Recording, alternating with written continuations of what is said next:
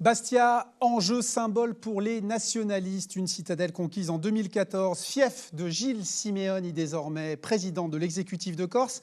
Bastia, enjeu pour la gauche, jadis chez elle dans la capitale de la Haute-Corse et qui tente de se recomposer pour exister, peser de nouveau. Et Bastia, enjeu pour la droite également, toujours divisée ici, mais qui semble se coordonner dans son opération reconquête de la région. Buonasera a tutti, a ringraziarvi di essere con noi per questo dibattito di un secondo giro di municipale di Bastia. Bastia, enjeu personnel pour vous trois également, messieurs. Bonsoir.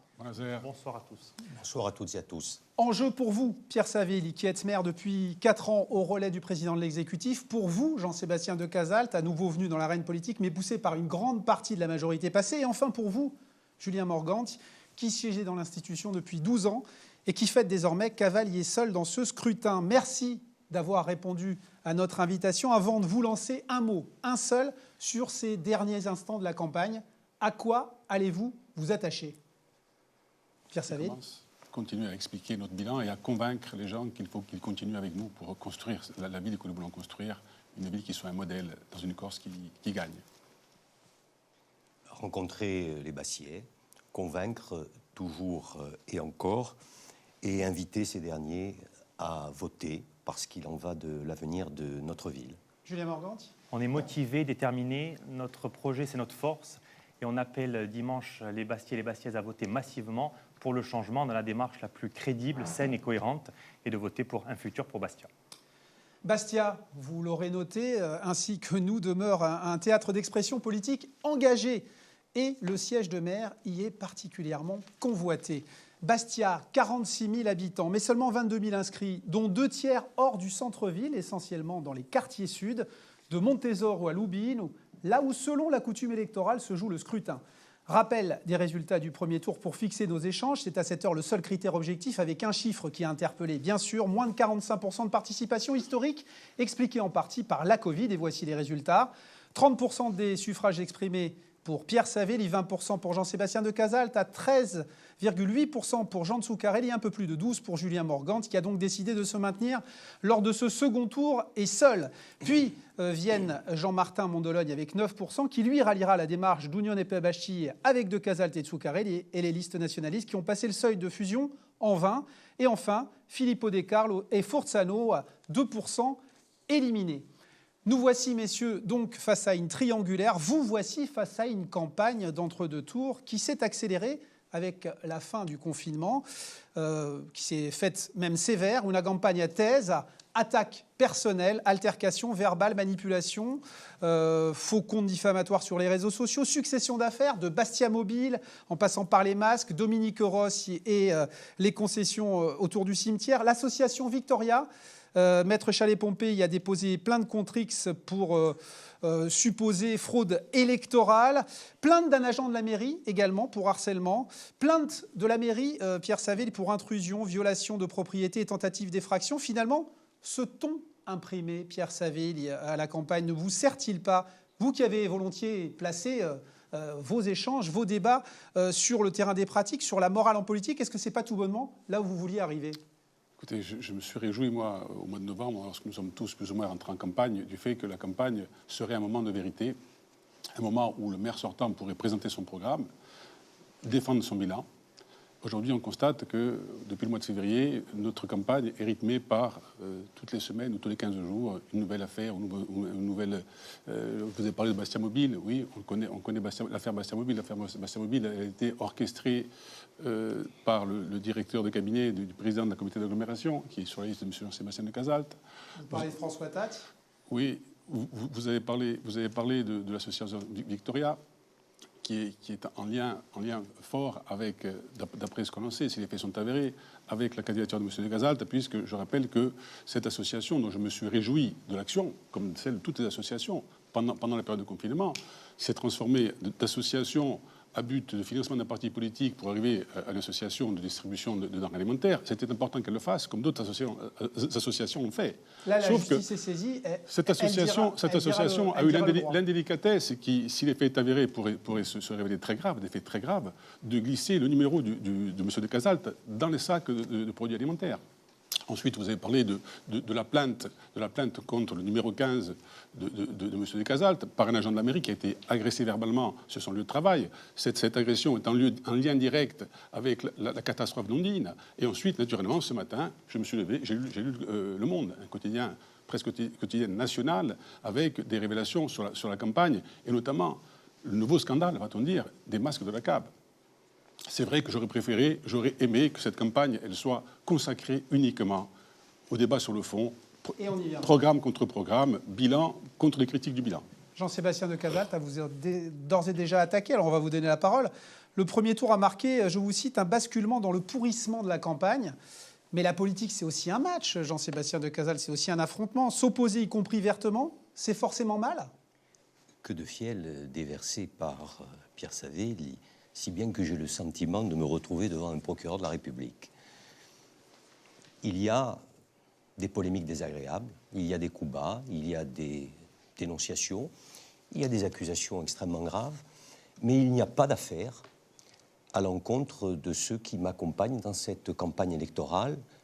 Que je sache, aucune mise en cause n'a été prononcée par la justice à l'encontre de mes colistiers et à l'encontre de mes soutiens. Il règne néanmoins un climat délétère, et je vous le concède, qui a été créé artificiellement par mes opposants et qui a été entretenu. Vous avez des preuves de ça, de cette création artificielle ? À tout le moins, j'observe que nombre d'affaires, entre guillemets, sont portées à la connaissance du public. Je le disais, ce sont des éléments qui arrivent les uns après les autres et qui, je le crois, privent les Bastiais d'un véritable examen de la mandature. Et je veux rappeler d'ores et déjà que nous savons que celle-ci se signale par une dérive clientéliste, près de 6 millions d'euros d'augmentation de la masse salariale, et nous n'avons pas les éléments de 2019. Je pourrais aussi expliquer qu'il y a une diminution des investissements par rapport à la mandature Zuccarelli. Je pourrais dire aussi qu'il y a eu une faillite de la SEM, 3 millions d'euros, que le taux de pauvreté augmente. Là, vous élargissez la question, Jean-Sébastien Decazaltes. On va y venir aux idées. On va y venir. Une avalanche des procès-verbaux, qu'il y a une augmentation de l'endettement de la ville. Je veux dire, et pardon d'insister, oui, mais je veux dire que, pour ma part, toutes ces polémiques extrêmement nauséabondes sont une manœuvre de diversion parce qu'elles privent les Bastiais de ce moment de vérité. Elles privent les Bastiais de ce moment d'intelligence collective et de dignité. Et je veux ajouter, pour ma part, parce que vous êtes déjà très en avance, mais vous récupérez le temps de parole de telle manière que l'égalité soit respectée entre tous les candidats, que je n'ai jamais sali les personnes. Et qu'on le fasse pour des raisons bassement électorales est inadmissible. Julien Morganti, l'Union Epais Bastiais, c'est l'union des privilèges, de l'argent pour vous. Mais quand on dénombre un petit peu... Pardon, on va y venir à ça. Vous avez réussi quand même un petit peu à rester en retrait de tout ça, malgré ces dires que je viens d'énoncer. Est-ce que c'est parce que vous n'avez pas les moyens de vous opposer à ces deux machines électorales, ou c'est par choix vraiment de placer les débats sur les idées ? Vous allez me dire que c'est pour placer le débat sur les idées. Un maire, c'est quelqu'un qui doit créer un climat de confiance, qui doit rassembler la population. Et on voit bien que cette campagne de caniveau orchestrée par les deux camps est une stratégie soit pour masquer un bilan qui est défaillant, soit l'absence de projet. Et j'espère que les Bastiais sanctionneront cette stratégie nauséabonde. Moi, je sais que le lendemain de dimanche, il faudra être au travail, il faudra réconcilier les Bastiais, les Bastiaises, les habitants, les riverains, les commerçants. Et c'est de la stratégie dans laquelle on se situe. Ça fait partie aussi de l'état d'esprit d'un maire, sa crédibilité, sa légitimité. D'accord, Julien Morgan. Je reviens à ma seconde question. L'Union Epais Bastiais, c'est l'union des privilèges et de l'argent, je vous cite. Mais quand on dénombre les éléments sur la liste de Jean-Sébastien Decazaltes, c'est beaucoup des gens avec qui vous êtes entré en politique, avec qui vous vous êtes battu. Vous êtes à ce point trompé ? C'est les gens qui ont fait le choix de changer d'idée, Moi, j'ai considéré que par conviction, il fallait inscrire cette candidature dans une expression d'une passion. Et on ne peut pas être candidat 3 mois avant une élection. Ce n'est pas sérieux, ce n'est pas crédible. Et je souhaite, là encore une fois, que la démarche elle se fasse sur le projet. C'est le projet qui a fait notre force. Et on voit bien qu'en face, il n'y a rien. Il y a juste un attelage bancal entre une famille de Soukarel qui a été humiliée, des communistes qui ont été liquidés. Il y a un courant politique pour des questions de place qui a été liquidé à Bastia, et c'est grave, et une droite qui ne suit pas. Je considère que heureusement que cette union ne s'est pas faite, parce que les faits et ce climat de campagne me donnent raison tous les jours. Les idées, à présent, si vous le voulez bien, vos idées. De dire quelque chose, parce que les vous êtes déjà très en avance. Les accusations, elles sont portées par le camp de mes concurrents.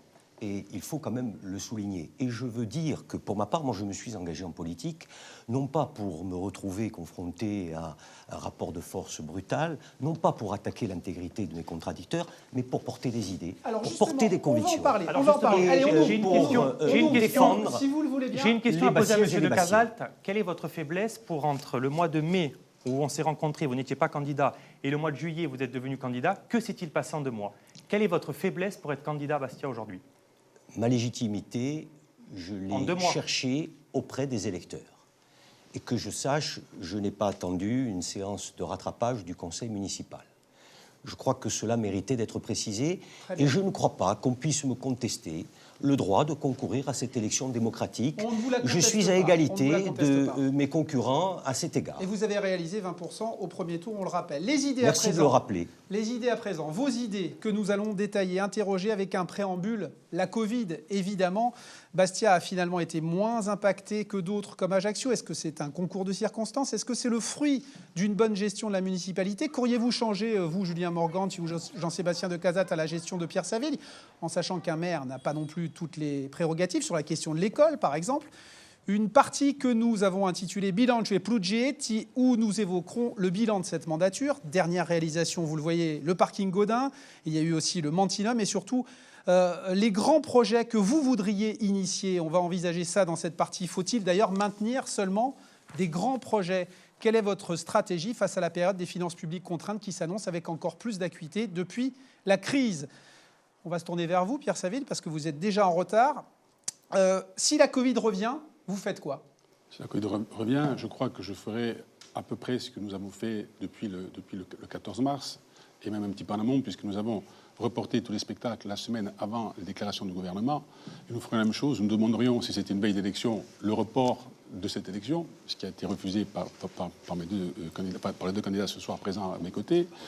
Nous demanderons ce report et nous ferions strictement la même chose, avec naturellement la connaissance de la situation, puisqu'il faut bien rappeler que la situation qui s'est produite au mois de mars, c'est une situation complètement inédite. Dans le monde entier, c'est la première fois qu'il y avait 4 milliards d'humains confinés en même temps. Donc nous ferons la même chose avec naturellement des améliorations. Et je pense qu'on ne compterait pas sur la CAB pour acheter des masques pour l'ensemble de la population. La ville de Bastia les achèterait elle-même.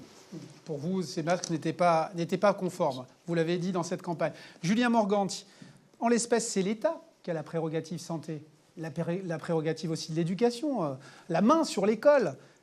Pierre Saville, il aurait pu faire autrement? On l'a vu dans la plupart des communes de France, la gestion de la Covid s'est plutôt bien passée parce qu'on a eu des maires réactifs, dynamiques, proches du terrain. Et à Bastia, la mairie a failli, notamment sur l'ensemble de ses missions, aussi bien scolaires, sur la gestion de la relance économique, sur la distribution des masques.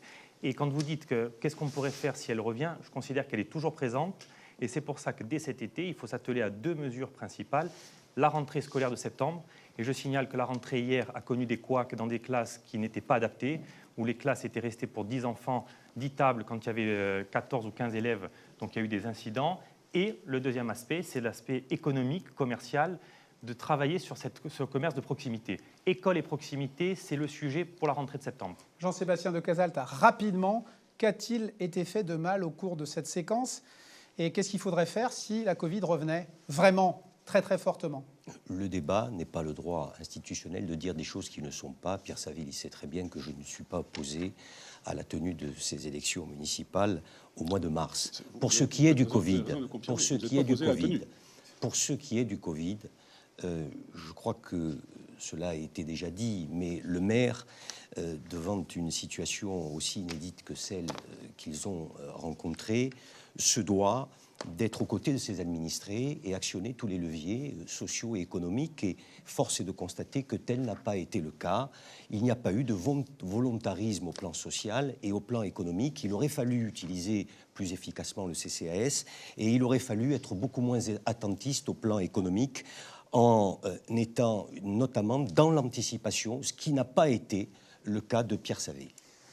Justement, élargissons au social, Pierre Savé. Un petit peu. Oui. Je parlais le premier. Oui. Rappeler qu'en ce qui concerne les écoles de Bastia ont accueilli dès le 18 mai, parce qu'il faut savoir que nous avons reçu le guide pour installer dans les écoles très tardivement, comme me semble des maires de France, que les élèves ont été accueillis pour les parents qui le désiraient à partir du 18 mai dans les écoles et dans les crèches, et que les mesures économiques dont parle M. Morgante ont été votées par lui également, mais il était en distanciel. Le 19 avril, on a fait des propositions nous avons économiques. voté l'exonération pour l'ensemble de l'année pour les commerçants occupant le domaine public. Il y a d'autres mesures qui ont été votées, mises en place pour les terrasses. Et sur l'école, ce qui a manqué, c'est justement cette notion de concertation. On peut tout dire, mais panier les évidences. Et M. de Cazalte a parlé de la crise Covid en parlant des Bastiais, en disant ils auraient dû, donc ils ne se considèrent déjà pas comme Bastiais, c'est quand même une bonne nouvelle. Élargissons tout cela au plan social, si vous le voulez bien. La crise, qu'a-t-elle dit, Pierre Saville, de notre secteur médical ? L'hôpital de Bastia, que préside d'ordinaire le maire de Bastia, même si aujourd'hui c'est toujours Gilles Siméone qui préside le conseil de surveillance. Il faut en faire un CHU, comme dit Jean-Guy Talamogne, ou qu'est-ce qu'il faut faire ? Je pense qu'il faut encore se créer ce qu'on appelle, ce qui existe à Paris, qui existe à Marseille, c'est l'assistance publique hôpitaux de Corse, afin que nous ayons 2 hôpitaux au moins, celui de Bastia et d'Ajaccio, qui soient traités sur un pied d'égalité. Ensuite, pour parler du travail qui a été fait à l'hôpital de Bastia, mais également à l'hôpital d'Ajaccio et dans toutes les structures, sur les EHPAD, les cliniques. En Corse, tout le monde a fait tout ce qu'il a pu faire et je rends encore hommage à toutes ces personnes qui sont dévouées corps et âme pour assurer la mission de service public qui est celui de la santé. Julien Morganti, vous, votre position, c'est de faire des services universitaires, pas tout l'hôpital, mais des services universitaires pour aller chercher des financements. Mais si on élargit un petit peu la doxa, désormais dans tous les partis, qui traversent tous les partis, c'est plus de services publics, alors qu'il y a quelque temps, c'était plutôt moins. Votre position là-dessus, il faut faire plus de services publics ? On avait déjà un projet qui était anti-crise, parce que malheureusement, Bastia connaît une crise économique, sociale. Et en matière d'hôpital, la priorité, c'est de construire un nouvel hôpital, aussi bien pour les patients, mais aussi pour les conditions de travail des personnels. C'est pour ça qu'on propose la vente de l'ancien hôpital de Tog et de regrouper l'ensemble des activités sur le site de Falconade, sur d'ailleurs les terrains qui appartiennent à l'hôpital. Cette vente doit servir à la rénovation du bâtiment. Et en matière de CHU, on souhaite faire des services à prévalence universitaire, c'est-à-dire faire des services de pointe, aussi bien en cardio, néonat. Ça sera beaucoup plus efficace et réactif.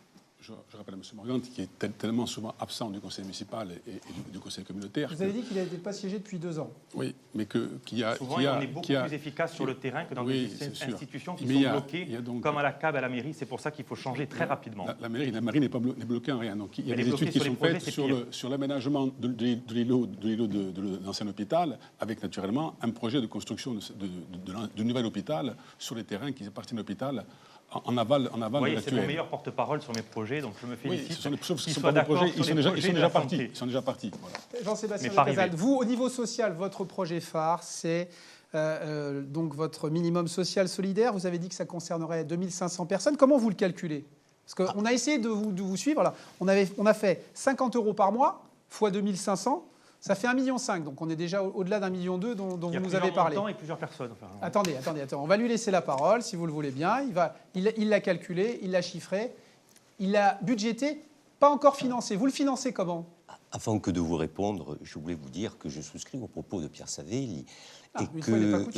Une fois n'est pas coutume, parce qu'il est vrai que Julien Morganti siège que très rarement au conseil municipal et au bureau de la CAB. Et du reste... il le fait. Si vous concevez l'action municipale uniquement pour siéger, je pense que Jean-Sébastien Cazalte, vous n'avez rien compris au fonctionnement d'une institution. Quand on monte des dossiers, on va les chercher, on a des réseaux, on a des partenariats. C'est pas quand on siège dans un hémicycle qu'on avance. Je vois que vous avez encore beaucoup à apprendre sur une institution publique. Je poursuis. Votre minimum. Je poursuis. J'observe. Je disais que Julien Morganti ne siège que très rarement, mais il continue à percevoir les indemnités. Je trouve que c'est une conception singulière on peut travailler au-delà de la démocratie. Julien Morganti pardon, laissez-moi J'ai eu poursuivre. comme fonction le déploiement de la fibre et vous verrez que d'ici fin 2020, 99% de la fibre sera installée. Je pense que quand vous avez des fiches, il faut que ceux qui vous les fassent rectifient les erreurs que vous avez. Monsieur Morganti, pardon. Je veux simplement rappeler que vous ne siégez pas et que vous percevez des indemnités à cet égard et que pour ma part, c'est une conception singulière de la démocratie que d'exercer un mandat d'élu, que de servir les Bastiais qui vous ont mandaté et que de vous montrer exemplaire. Parce que voyez-vous, l'exemplarité, elle ne se décrète pas, elle se démontre par des actes. Et ceux qui répètent à l'envi qu'ils sont exemplaires, eh bien, devraient tout d'abord le démontrer. Et à force de le répéter, ils en deviennent presque suspects. Dont acte. Alors, pour ce qui est du votre minimum social garanti, voilà. Vous le financez, s'il vous plaît. L'isoloir et le prétoire. Ici, on est dans un débat démocratique. On va tenter d'avancer. On a déjà beaucoup de retard. Votre minimum social d'insertion ou solidaire. Agacé, mais je voudrais bien l'en excuser. Allons-y. Pour ce qui est du minimum solidaire garanti. Voilà. C'est une mesure forte, une mesure au plan social que nous portons et que nous portons parce qu'il faut du courage pour lutter contre la pauvreté. Il va être consacré 1,2 million d'euros, comme vous le disiez il y a un instant, à ce dispositif. Ça représente 1,5% du budget. Et donc sur le budget de fonctionnement, vous le prenez où? Alors, ce financement, il sera assuré par des économies et par le redéploiement du budget du CCAS. Permettez-moi de rappeler ce qu'est cette mesure. Il s'agit de sortir de l'eau des personnes qui sont en situation de grande précarité, qui perçoivent moins de 855 € par mois, et de les accompagner au bénéfice, je dirais, d'une dynamique qui les pousse à sortir de la situation de grande difficulté dans laquelle ils sont. Une mesure sociale d'ailleurs reprise par votre majorité à l'Assemblée de Corse, Pierre Saville. Vous nous avez déjà répondu là-dessus, vous voudriez l'élargir à toute la région. Avec une grande différence, M. de Casalte semble ignorer la réalité sociale, économique de la ville de Bastia et de sa population. Donc on peut toujours dire qu'on va donner de l'argent, mais où va-t-il le prendre? Il va faire des économies. On se demande bien où est-ce qu'il va les trouver. Le seul dispositif cohérent, le dispositif du revenu universel qui sera établi au niveau de la Corse. Parce que de créer un tel... Qui nécessitera l'autorisation de l'État et bien entendu. Et des crédits de l'État. Bien entendu, mais c'est parce que la solidarité, c'est ça. Mais de dire qu'à Bastia, on va réussir à générer une ville comme Bastia qui perçoit très peu de recettes fiscales, comment voulez-vous qu'elle puisse ensuite mettre en place des dispositifs comme ça, toute seule? Donc il faut l'élargir au niveau du territoire. Quant aux chiffres que cite Jean-Sébastien de Casalte, il fluctue de débat en débat. Heureusement que nous arrivons au dernier, parce qu'à chaque fois les chiffres changent. Il serait temps qu'il arrive à faire un calcul qui soit cohérent. J'ai toujours parlé d'une somme de 1,2 million d'euros. J'observe que pour Pierre Saville, c'est une somme insurmontable. En revanche, de multiplier par 2 le projet de la Lilonde est passé de 5 à 10 millions d'euros, ça ne lui pose pas de problème. Alors moi, pour ma part, justement. Je veux ne point rester les bras croisés devant des situations de détresse sociale et économique, et je veux le faire avec le volontarisme qui est celui de la démarche que nous portons avec Jean-Martin Mandologne et Jean Tsoukaré. Justement, ouvrons une page investissement projet. C'est la partie médiane de cette seconde partie. Gaudin, Saint-François, l'Aldilonde, le Mantinum, le reclassement du musée, à Festadi Alingo, à Casa di Escienze. Vous dites avoir investi, Pierre Saville, 100 millions d'euros en 6 ans. Quel est l'état des finances de la municipalité, s'il vous plaît? Plus de 100 millions d'euros en 6 ans pour une ville avec très peu de recettes fiscales. Il a donc fallu faire preuve d'imagination, d'aller chercher les financements où on pouvait les trouver. Nous sommes assez fiers aujourd'hui de pouvoir dire que ces 100 millions d'euros pour une ville avec les finances de la taille de Saint-Bastia, c'est quasiment un exploit. Et je rappellerai également, puisque M. de Casalte parle des baisses d'investissement entre une mandature et une autre, de lui rappeler que sur la précédente mandature, très peu de choses ont été faites, mais qu'elles ont coûté très cher. Le parking Vicette, pratiquement le double du coût. Le musée de Bastia, commencé en 91, livré en 2010, ça fait beaucoup pour faire un musée et ça a coûté très cher, notamment une grue qui s'est retrouvée couchée dans la cour de ce musée qui coûtait 1 500 € par jour pendant des mois et des mois. Ça, c'est de la dilapidation de l'argent public.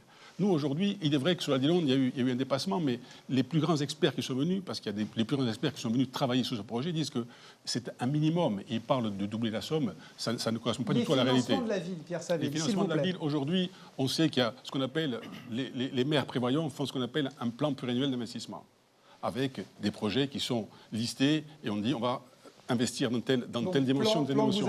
Aujourd'hui, ce qu'on sait, c'est que pour relancer la machine, il y aura probablement des projets qui devront être retardés et d'autres qui devraient être avancés, notamment les grands projets structurants qui sont générateurs de beaucoup de richesses. Je pense notamment au train-tram, à la station de métro du Palais de Justice. On l'abandonne, ce projet? Non, sur le contraire, il devrait être commencé plus rapidement encore que ce qui était prévu. D'accord. Et le parking de la gare. Julien Morganti, on va vers une baisse des dotations de l'État. Les ressources fiscales de Bastia baissent ou vont baisser encore. L'une des seules pistes, finalement, est-ce que ce n'est pas d'attirer davantage d'habitants? Effectivement, la stratégie qu'on a dans notre projet, c'est de créer de la richesse pour mieux la redistribuer. Et c'est aussi une manière de compenser ces 6 ans de faillite en termes d'investissement.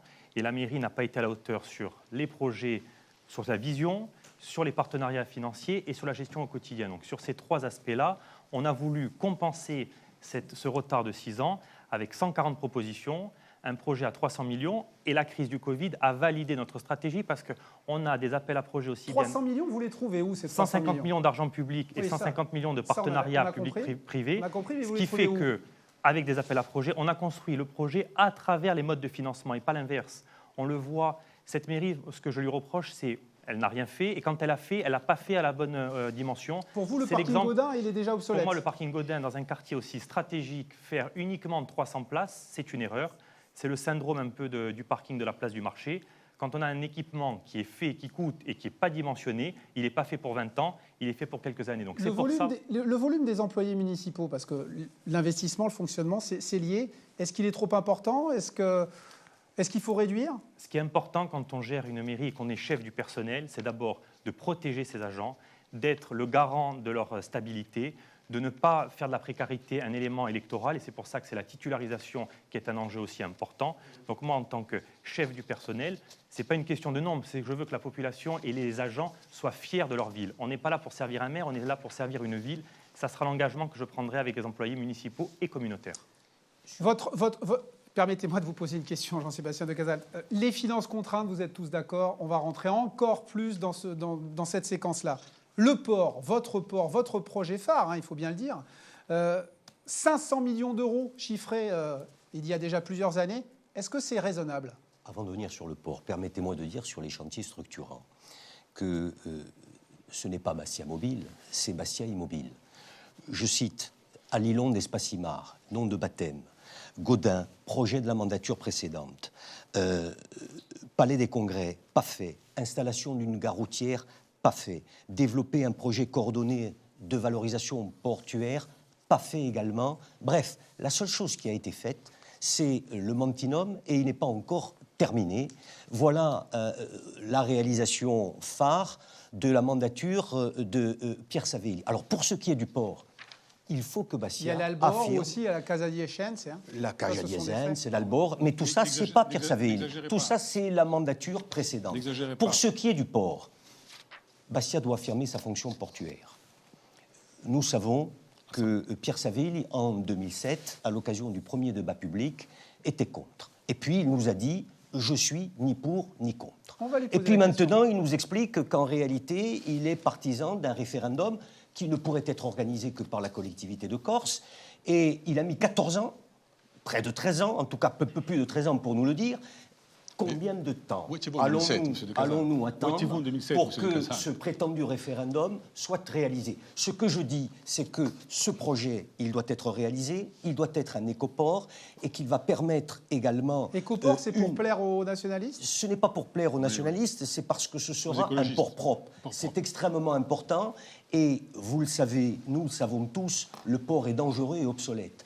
Et en faisant ce port, on va requalifier tout simplement le port actuel, et on va le reconnecter à la mer. Est-ce que vous entendez cette critique, Pierre Savelli? Vous êtes à la tête de la municipalité... Attendez, laissez-moi finir ma question. Vous êtes à la tête de la municipalité de Bastia depuis plus de 4 ans. Vous vous êtes fait votre religion en l'espèce sur le port. Quel est votre sentiment à vous, élu, responsable politique? Monsieur Vincencini, qu'il y ait des gens ici qui se revendiquent du bilan des gestions passées, des mandatures passées, qui viennent m'expliquer que, aussi bien M. Morganti que M. Decazales, que les études sur un port ne sont pas importantes. Ils disent que nous avons tout raté. Mais c'est presque indécent, c'est presque obscène. Le Mantinum est raté. L'ascenseur qui monte, le théâtre de verdure, c'est raté. Le jardin Remieux requalifié, c'est raté. L'Aldidon, dont la livraison devrait intervenir sous peu, c'est raté. Le Spacimar, c'est raté. Le parking Godin, obsolète. Mais on rêve. Je vais dire que la rénovation des églises, c'est raté aussi. J'allais dire que la rénovation des écoles, c'est raté. Aujourd'hui, moi, ce que je veux dire, M. de Casalte, vous revendiquez, vous dites que les études ne sont pas nécessaires, mais vos amis ont fait le port de Torgue, le port de plaisance de Torgue. Vos amis ont installé la station d'épuration à la Rinée, là, bousillant carrément la plage de la Rinée, la seule plage qui reste à Bastia. Vos amis ont fait mieux, parce que ce n'était pas suffisant. Vos amis ont mis la déchetterie à la Rinée. D'accord. Vous parlez le port. Et vos amis ont fait également la vallée du Fan. Pierre Savelli, votre conviction sur le port, s'il vous plaît. Monsieur de Casalte, c'est au sérieux. Répondez à la question. Nous n'avons pas tout fait. Ne vous égarez pas. Nous n'avons pas tout fait. Mais ce que nous avons fait, nous l'avons très bien fait et à terme dans l'enveloppe. Pour ce qui concerne le port, ce sont les Bastiers qui vont dire. Ce sont les Bastiers que d'autres n'ont pas fait en 50 ans. Ce sont les Bastiers. Ce sont les Bastiers qui choisiront l'endroit d'implantation du port. Julien Morgan, vous nous direz la valeur juridique de ce référendum aussi. Hein. Ça va être une voix consultative. À un moment donné, c'est vous, élus, à prendre la décision. Qui décideront de l'implantation du port. D'accord. Études techniques, saisine du débat de la commission du débat public, parce que les 10 ans sont passés. Les recours, le référendum, peut-être. Hein, donc le financement, c'est un projet qui ne commencera pas avant 10 ans, ce port. S'il se fait un jour. C'est pour ça que la priorité, c'est d'expliquer, de concerter, de rassurer. Moi, je considère que ceux qui étaient pour le port ne l'ont jamais fait. Et quelque part, ils sont aussi fautifs que ceux qui étaient contre. C'est pour ça que dans nos projections, dans le projet, on veut rassurer notamment les habitants du centre-ville sur la conversion du bassin actuel, parce que c'est aussi un gisement d'emploi à travers le nautisme, à travers le tourisme, à travers la plaisance. C'est un port de plaisance qu'on propose avec 500 anneaux, mais aussi basculer sur un port électrique, parce qu'il faut savoir que c'est l'endroit le plus pollué de Corse, et c'est aussi une mesure économique et sociale. Et il y a aussi le port, il est pas sécuritaire. Le aussi, port, il est sous dérogation, oui, le port de le Bastia. port Si de demain il y a une Bastia, catastrophe, vous le faites port de quoi en tant Bastia, que responsable ? Justement, je me retournerai vers les autorités compétentes, c'est-à-dire la région, et j'espère qu'ils seront sanctionnés parce qu'ils ont failli aujourd'hui. On sait que ce port est dangereux, on sait que ce port pollue et on ne fait rien. Donc ce qui est important, c'est que le port de la Carbonite, il est fait d'abord pour les Bastiais, il n'est pas fait pour les touristes. Awajiremu gabu torna verso a bulidiga ou wodu ou scrutino, avec les dernières images de votre campagne, messieurs, des réunions publiques extérieures, sur les réseaux sociaux, qui peuvent aussi honorablement exister, des instants durant lesquels on fait valoir les alliances, on travaille au report des voix, on traque les abstentionnistes, on lutte contre ou pour la polarisation. Messieurs, le premier enjeu comptable, cette fois, parce que les idées, c'est important, mais pour les diffuser, il faut quand même être élu, la participation. Pierre Savelli, à quelle hauteur avez-vous échafaudé vos projections pour gagner, s'il vous plaît ?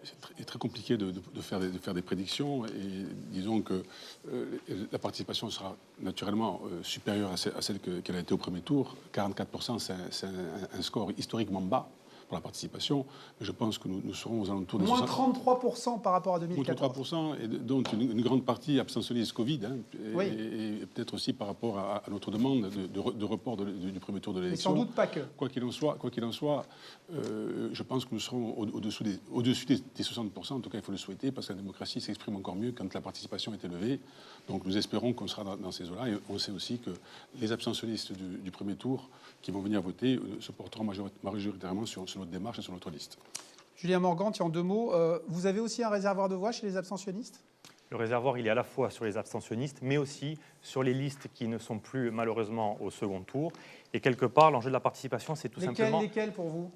Forza les nationalistes, toutes les listes, parce que c'est le sens de notre démarche, c'est de rassembler les Bastiais au-delà de leur étiquette politique. Et quelque part, la participation, je souhaite qu'elle soit la plus haute possible, parce que ça va installer et crédibiliser la démarche du maire. Jean-Sébastien de Casalte, les procurations, on dit toujours que c'est un immense enjeu. Alors, selon nos informations, personne n'a vraiment pris l'ascendant l'un sur l'autre dans cette bataille-là. Personne n'a gagné cette première bataille ? Je ne suis pas un fin pronostiqueur. Ce que je peux non, mais dire, les procurations, c'est un fait. Je ne sais pas ce qu'il en résultera, et nous verrons bien. En tout cas, j'observe que les votants pourront connaître le programme de 2020, puisque le programme de 2020 de Pierre Savelli est le même que celui de 2014. Et pour ce qui est du rassemblement, force est quand même de le dire, j'incarne le rassemblement dans la mesure où j'ai réussi à rallier quasiment toute la droite et toute la gauche autour de moi. On a noté qu'Antoine de Zerbe et François-Xavier Tchicol, ils sont revenus in extremis dans votre campagne là, en faveur d'une réunion publique. Ils sont présents auprès de Jean-Martin Mondolone. Il n'y a pas la moindre difficulté à cet égard. Je veux dire, s'agissant du rassemblement, que Pierre Saville, il n'a pas réussi à rassembler sa famille politique. Il préfère les laisser à la porte des responsabilités. Et pour ce qui est de Julien Morganti, quand même. Juste quand les même. communistes, Les communistes, j'espère qu'ils voteront pour la liste qui est la nôtre, parce que je crois qu'ils pourront y retrouver les valeurs qui sont les leurs. Mais pour ce qui est de Julien Morganti, de ce que vous êtes en train de rassemblement, dire, vous avez liquidé un courant politique qui était là depuis la Libération et vous voulez leur voir. Non mais c'est honteux. C'est honteux, ces procédés. Puis-je poursuivre? Quand vous voulez les voix des gens, vous les associez autour de la table. Puis-je poursuivre? Et quand on a le tract du Parti communiste que j'ai là, je peux vous dire que la campagne que vous avez, c'est bon. Hein. Il y a l'union, il n'y a pas d'union. Il y a un attelage bancal. Les communistes qui ont appelé à l'abstention. Puis-je poursuivre? Allez-y, Jean-Pierre. Je parlais du rassemblement. Le vote blanc, c'est vrai. Julien Morganti est le champion de la division. Pour lui, le rassemblement, c'est quelqu'un assis tout en haut sur un trône et les autres en bas. Et d'ailleurs, du reste, il est tellement peu doué pour le rassemblement, qu'il est isolé dans le parti du MCD, qu'il n'a même pas réussi à réunir tous ses colistiers. C'est dire qu'il est véritablement le champion de la division, alors que pour notre part, nous portons une liste de rassemblement, et j'observe qu'il est l'allié de circonstance aujourd'hui de Pierre Saville. Deux de vos colistiers ont annoncé vous quitter pendant cet entre-deux-tours. Effectivement. Et d'autres qui ne le disent pas, effectivement, et qui nous rejoignent. Deux colistiers étaient pour l'union. Nombre de bastiers. Et on a considéré que la stratégie elle a été validée par l'ensemble des colistiers, mais je leur fais confiance dans le secret de l'isoloir, ils seront cohérents avec leur démarche. Pierre Saville, le report des voix, s'il vous plaît, le report des voix nationalistes, il reste 3 minutes 50 d'émission. Il y a eu encore une lézarde dans la majorité territoriale lors de la dernière session de l'Assemblée de Corse autour des conditions sanitaires imposées par le gouvernement, de l'obligation des tests à la faculté de les passer. Corsica Libera n'a pas voté. Ces frictions se suivent à intervalles de plus en plus réguliers. Pierre Saville, ça vous inquiète que certains ne fassent pas, par exemple, Bastia comme un enjeu déjà pour montrer un certain rapport de force? J'ai parlé tout à l'heure d'indécence, que l'on frisait l'indécence, j'allais dire que les propos de Jean-Sébastien pour essayer de draguer l'électorat nationaliste, lui et ses amis, qui les ont toujours négligés, ignorés pendant 50 ans, et d'aujourd'hui d'essayer de les draguer, c'est presque de l'indécence. Mais je laisse à M. de Cazalte le soin de ses choix. Mais M. de Cazalte, en politique, la fin ne justifie pas les moyens. Ensuite, naturellement, qu'il y a des tensions, c'est peut-être... Il y a peut-être une crise de croissance. Les élus nationalistes sont très majoritaires à l'Assemblée de Corse, ça entraîne des frictions. Ce que je veux dire aux électeurs nationalistes qui ont porté leur bois sur les autres listes nationalistes au premier tour, c'est qu'ils savent que nous partageons l'essentiel des valeurs et l'objectif de construire un pays. Et aujourd'hui, lors de ce 28 juin, l'enjeu sera de choisir entre la construction d'un pays et le retour vers des méthodes et des pratiques que nous avons toujours combattues tous ensemble. Je vais vous demander d'aller beaucoup plus vite. Forza Nova, 2%. Ils appellent à mots couverts à faire barrage à l'Union des Pabachti. Vous les avez rencontrés. En gros, ils appellent à vous voter. Quand on lit entre les lignes. Si vous dites que faire barrage à Jean-Sébastien de Cazalte, c'est voter pour Pierre Saville, je réponds par l'affirmative. Mathématiquement, c'est possible. Bien naturellement, les gens qui veulent faire aujourd'hui faire barrage à Jean-Sébastien de Cazalte, c'est voter Pierre Saville. C'est une évidence. Ou Julien Morganti, En tout cas, ça nous favorise. Surtout, c'est justement ça que je veux. C'est pas faire barrage à Sébastien On est là pour voter pour des projets, faire barrage aux pratiques qui ont mené la ville dans la situation dans laquelle nous l'avons trouvé en 2014. C'est à ça qu'il faut faire barrage. Julien Morganti, vous avez réalisé un peu plus de 12% au premier tour, donc on l'a dit, 2 de vos colistiers vous ont quitté. Où prenez-vous les voix pour l'emporter? Ce que j'ai déjà dit. Les voix, on les prend là où tout simplement elles sont, aussi bien sur les déçus de la majorité sortante que sur ceux qui ne comprennent pas cet attelage bancal. Et quelque part, quand on a 2 candidats sous tutelle, un qui est sous tutelle de manière officielle et l'autre qui est de tutelle de manière officieuse, on considère que ce n'est pas ce qu'on veut pour Bastia. Bastia mérite un maire qui est libre. On doit rendre compte qu'auprès de la population et pas des groupes de pression autres. Si vous êtes élu, on arrive au terme, il reste 1 minute, Jean-Sébastien de Cazalte, si vous êtes élu, votre première action symbole, votre première mesure, s'il vous plaît. Agir. Permettez-moi de revenir. En 2 mots, hein, il reste 1 minute. Oui, mais je crois qu'il est important quand même de dire que vous avez ici, à côté, le camp des moralistes, celui qui incarne le déclin, celui qui incarne l'immobilisme. Et pour ma part, j'incarne le camp du changement et de l'espoir, et je le porte dans cette démarche qui est celle de l'Union des Pères Bastille. Merci Pierre Saville, il revient à vous de conclure. Julien Morganti vient de le faire.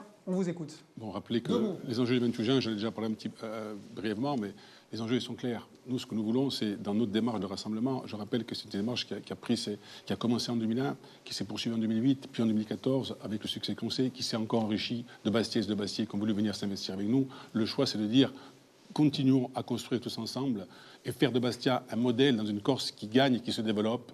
Donc, Bouddha, Vinto, Aliste, Bastia et Beaufort-Ensemble. Merci à tous, merci à toutes les équipes qui m'ont aidé à préparer cette émission.